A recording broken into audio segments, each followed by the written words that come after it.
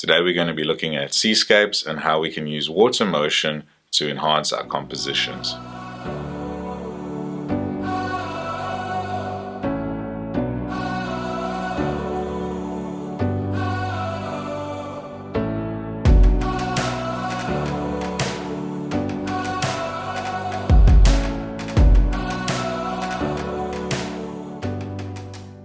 Okay guys, we're shooting here at Kogelbaai. Well, we've been shooting here for like 20 minutes already, but absolutely beautiful conditions. You can see the beautiful clouds behind me. I'm getting some pink in them and white water, which is ideal for seascapes, and that's what we want. And look at these rocks. So if you come a little bit closer in, I'm just going to show you a bit of the comp that we're shooting. But we're using these rocks in the foreground to build up our layers into the mountain in the background. So we're going to have beautiful rocks, water going over the rocks to pull our eye in with the motion into that mountain in the background. And yeah, you can see this is the white water that we want. What we're doing is we're waiting for the timing of the waves, and as the wave hits the rock, we shoot. I'm doing half a second at the moment, and we're getting absolutely stellar stuff. So also really good to pull on the back wash. So as the water starts to go out, it does these beautiful long wide lines that pull out. So we're going to be focusing on that as well. But for this shot with the white water and those beautiful rocks in the foreground, we're going to be focusing third of a second to half a second on the foreground. Here's another good example. You don't always need the biggest wave, but you want that wave with a lot of the white foam. You need that white foam to give you those beautiful white streaks in the water. There's another great example of one coming over the rock, and I'll be showing you these examples when we do the editing, and I'll be looking at the different timings and that for the editing as well. Yeah, I'm going to be talking to you guys live now while I am actually shooting, and as you can see, that's what we're shooting there, Kogelbay. Beautiful seascapes in the foreground, and I'm focusing on this rock in the foreground. And I'm shooting at a third of a second at the moment. That's what I'm getting.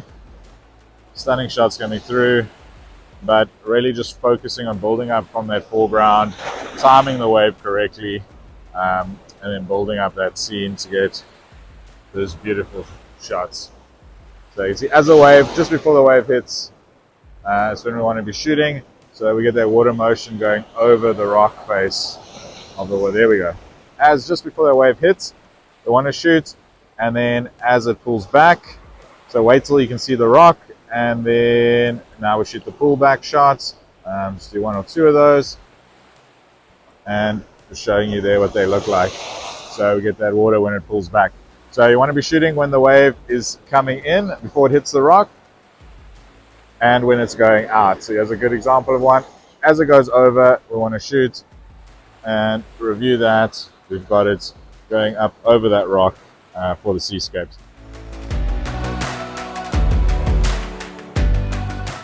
When using water motion to add our composition for seascapes, it's important that we use neutral density filters. What these do is allows us to control the water motion so that we can go anywhere from a third of a second, half a second, all the way up to 5, 6, 7 seconds even with a 10 stop. To get the water motion that you see here in this image, I used a 3-stop ND filter, and this allowed me to get a water motion of approximately a fourth of a second at f11 ISO 100, and I was shooting this at 16 millimeters. And this gave me the water motion that you see. If you go too long with the water motion, up to 1 second, 2 seconds, what happens is you tend to get this very muddied effect or very busy texture in the water, and you lose a lot of this fine detail and these lines in the water as it falls over the rock. So for seascapes, generally if you want to see more detail, it's better to go shorter. I recommend anywhere between a third of a second, a quarter of a second, all the way up to 2/3 or half a second is the sweet spot to get nice detail in your foreground with the water motion. This really does depend on how fast the water is, how turbulent the water is, and how much white foam you have. So you need to just adjust and play with this, but generally I find those settings tend to be the sweet spot. Now when composing your composition, especially for seascapes or any other landscape, it's important to identify what is going to be the main focal point of your image. Are you going to have a stunning sunset with beautiful clouds where you hero the sky? Or as you can see in this set, although I have a few clouds in the background, there aren't that many clouds to hold a very strong sky image.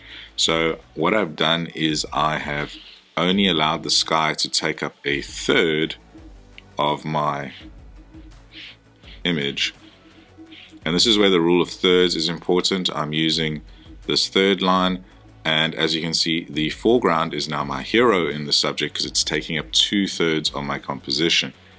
So quick and easy when you're starting out and you're a bit confused on how to compose for your seascape, just decide, am I heroing the sky or am I heroing the water motion and the foreground? And if it's the sky, then you might go 2/3 sky or half sky, and then the water motion leads you into that sky, and then the sky is the hero. Whereas in this image, my foreground is very much the hero. It's the water motion that I'm focusing on. So I have a very small amount of sky. As you can see, I only have now a third sky and a 2/3 foreground with the water motion. Continuing with the rule of thirds, just drawing it in here for you quickly. You can see what I have done is I've placed the points of my mountain onto one of those intersect points. So you can see there's my point of the mountain, and it's sitting very much onto that intersect point, so that if I had it in the middle, your eye wouldn't know whether to go left or right. But because I have it here, it's a nice leading line coming across the mountain to that intersecting point over there. Now I've done the opposite with my water motion. So if you look in the foreground with the water motion, you can see that the line of the water motion actually crosses through that intersect point up to that second intersect point. So it crosses two of those intersect points as it comes in there.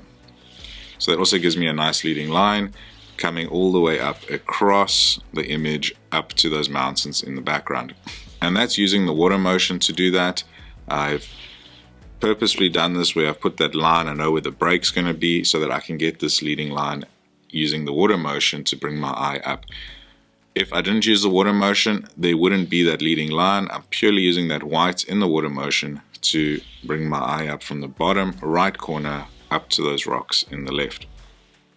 And the other thing I really liked about this image was I had these kind of brighter areas pulling my eye in. So if you look there, you can see it's pulling my eye from the left across into that leading line over there. And this is important because most of us being from a Western society or Western upbringing, we read left to right. So when we approach a photo, we tend to also read it left to right. And to bring your eye from that left in, we're using this water motion with this beautiful texture and this beautiful detail to bring our eye from the left up to this line, and then that the line catches our eye, brings us up to these rocks, and then across to this point over here where the mountains meet. And that allows your eye to wander through the frame. Your eyes explored nearly every inch of this composition, purely using these leading lines to navigate around the image. So another example, but in this image I've used the leading line from the bottom right up to the top left as a much stronger element. I've still kept a third sky and 2/3 foreground, mountain sitting on that third point over here. And with this image I focus on having a much stronger line pulling your eye up from the right up to the top left.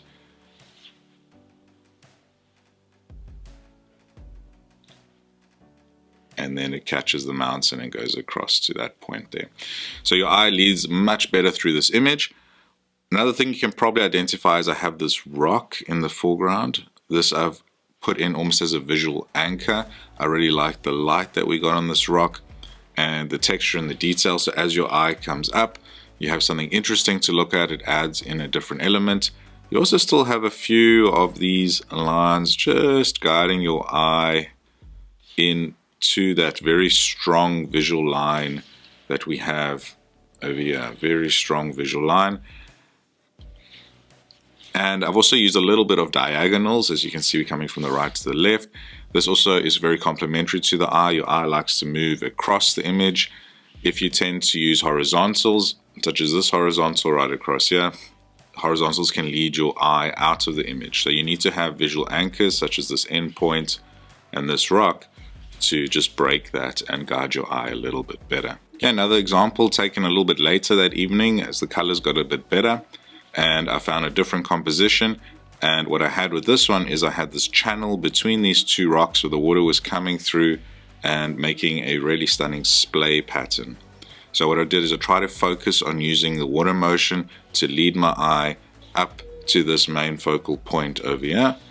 And we have a little bit of a curl around line that you can see that brings my eye around as well. But the most important part is we have all this water motion running up and leading your eye to that gap. And I think once I draw these lines in now, you can see how those lines, and if I edit, I mean these are completely unedited raws, so if I edit this image and I enhance the white in the water here, your eye will lead straight to that rock, will bring you through, and then you'll catch that mountain V to that point. So your eye will come through there and then back to that anchor point over there. You also have these very subtle lines coming across that the rock creates to also bring your eye into that center of the image. So a lot of exploration with your eye. You can follow all these lines, but at the end of the day, they all bring you through this kind of this channel here, and then to the mountain in the background, and then your eyes wandered across the whole image. I'm showing you an example now when the leading lines and the water motion don't actually add into your image. So it's the same two rocks, and I wanted to bring your eye through the center. This is on the pull back, and I still got these beautiful lines that you can see with the water pulling your eye in from the bottom left and right all the way up into our image. However, what happened here with the water and on this timing is I have this very strong diagonal, and what this diagonal is doing is it's actually pulling my eye out of the frame. It's very difficult for my eye to jump over this line and then go through the rock to the rest of my image. So what this is doing is it's pulling my eye out of the frame. This is what I don't want, and I would need to take another composition in order to get the water motion that doesn't have this very strong diagonal line.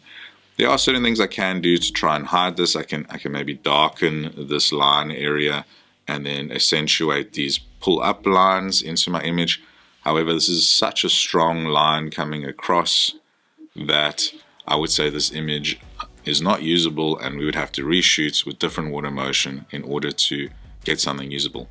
So trial and error, very important. Shoot lots, shoot on the incoming wave, shoot on the outgoing wave, and this will allow you to have options to select afterwards and look at the images that have the best leading lines to pull your eye through the image. I hope you found this useful and that you'll apply this when shooting seascapes in the future, and that it will take your compositions to that next level.